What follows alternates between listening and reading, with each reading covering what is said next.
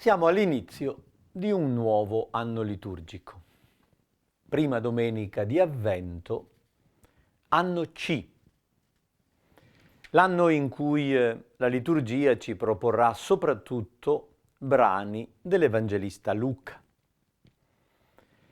Anno santo della misericordia, che inizierà fra pochi giorni. Anno nuovo, con tutte le prospettive della novità che sempre ci affascina e qualche volta anche un po' ci preoccupa. Da domenica scorsa ad oggi non è cambiato un granché. Quando giriamo la pagina del calendario, cambiamo libro liturgico, diciamo che iniziamo qualcosa di nuovo, ma di fatto continuiamo sempre la stessa vita di prima. Riprendiamo un ciclo. Domenica scorsa abbiamo ascoltato un brano del discorso escatologico secondo Marco e in questa prima domenica di Avvento la liturgia ci propone di nuovo un brano del discorso escatologico, ma questa volta secondo Luca. La prima domenica d'Avvento è sempre una domenica che ci annuncia la fine, il compimento. All'inizio è bene tenere conto della fine, di guardare dove stiamo andando, di considerare che la nostra esistenza è orientata al fine, non alla fine. Gesù Cristo è il nostro fine, a Lui tendiamo. È Lui che vedremo venire sulle nubi del cielo con grande potenza e gloria. La stessa frase che abbiamo meditato domenica scorsa ci è riproposta. La fine e l'inizio sono sempre legate a Cristo, alfa e omega, principio e fine di tutto. Ma l'Evangelista Luca aggiunge delle esortazioni. Quando cominceranno ad accadere queste cose, risollevatevi, alzate il capo perché la vostra liberazione è vicina. Gesù annuncia prima della sua morte e risurrezione l'imminenza di questo evento di libertà.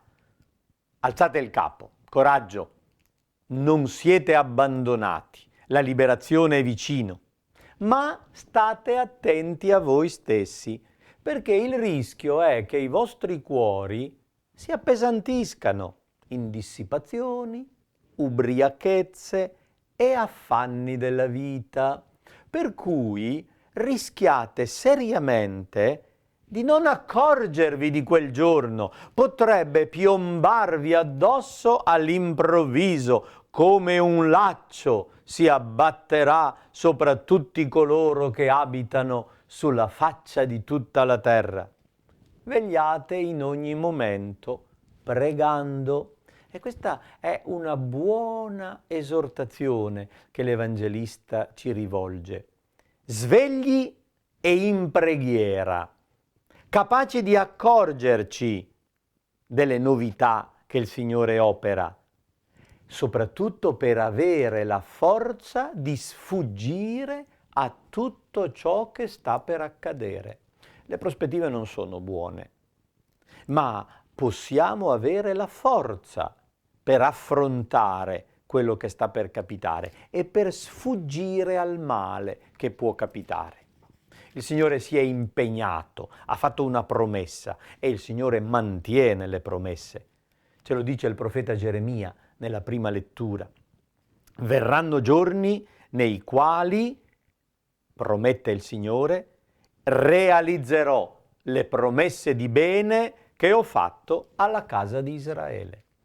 Geremia si rivolge ad un popolo demoralizzato, che ha appena vissuto il dramma della distruzione di Gerusalemme ed è in gran parte andato in esilio.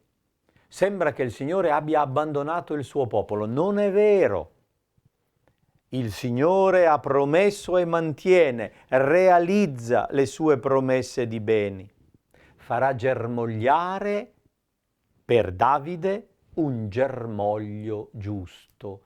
La dinastia di Davide è stata tagliata, non c'è più re, non c'è più monarchia in Israele, ma non è finita lì. Dal ceppo germoglierà un nuovo virgulto, giusto, sarà il Messia.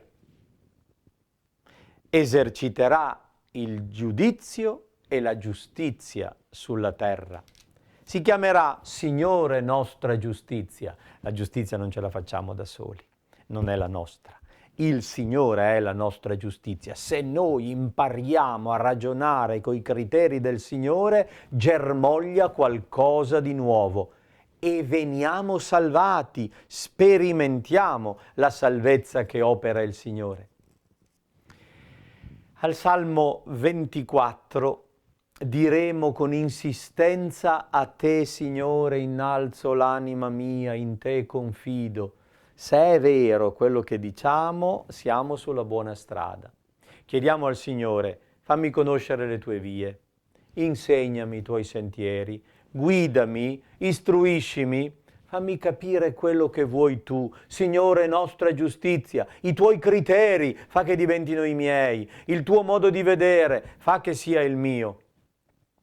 E l'Apostolo Paolo, scrivendo ai Tessalonicesi, la sua prima lettera, dice di pregare per loro, e sta pregando anche per noi, perché il Signore renda saldi i nostri cuori, irreprensibili nella santità, non appesantiti da ubriachezze, dissipazioni e affanni, ma persone solide, che non sono rimproverabili fino alla venuta del Signore nostro Gesù. L'Avvento è il tempo della venuta. Noi aspettiamo la venuta del Signore, non ricordiamo semplicemente quella che è già avvenuta, aspettiamo ancora quella che deve avvenire.